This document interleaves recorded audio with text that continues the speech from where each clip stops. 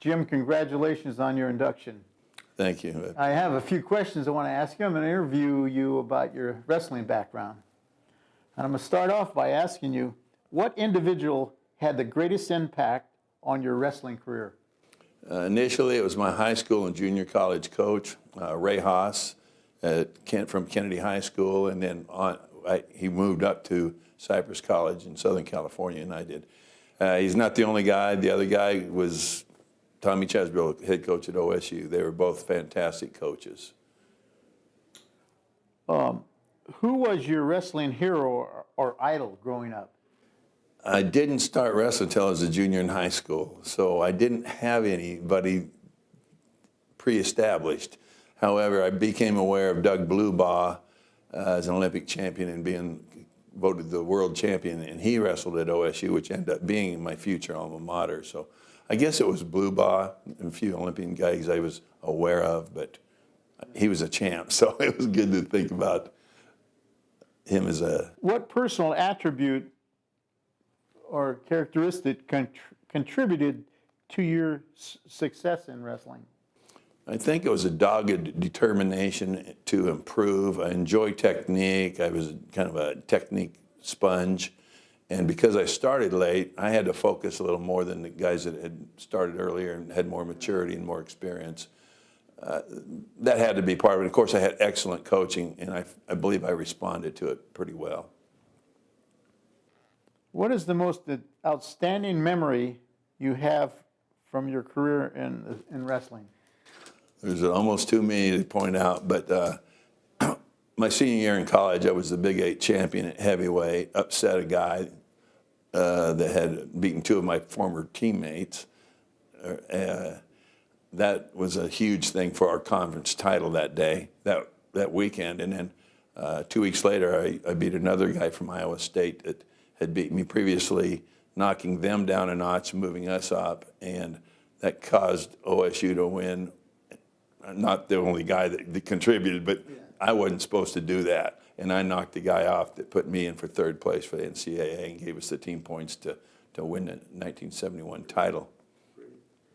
Throughout your wrestling career, what is the single most memorable match or event? Could it have been that last one?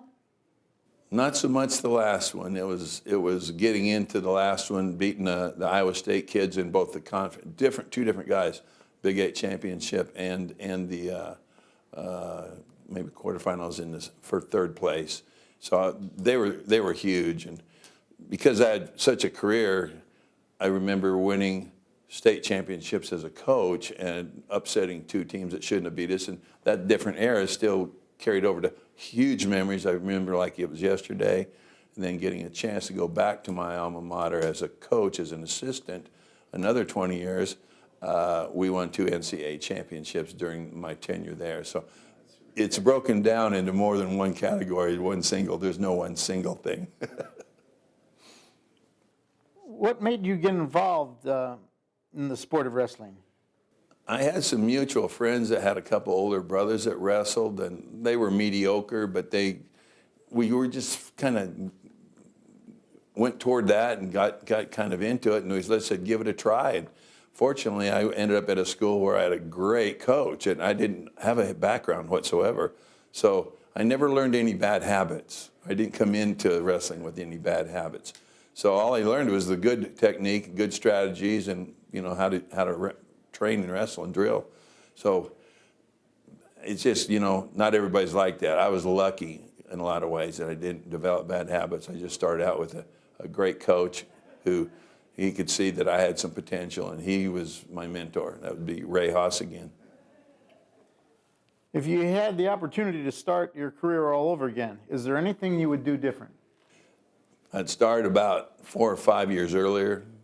I would have studied judo for the technique judo. I think really carries over for wrestling and gymnastics. I just believe kids with gymnastic skills have better balance, more of a gyroscope, and you can all apply all that to the techniques that you can apply to wrestling.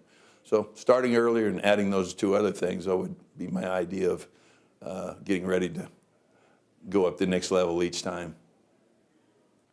What would you like people to remember about you? I've had people I've asked people a few things about that at times because one, this interview, but they think I was selfless, not selfish. I've been giving back. I'm 64.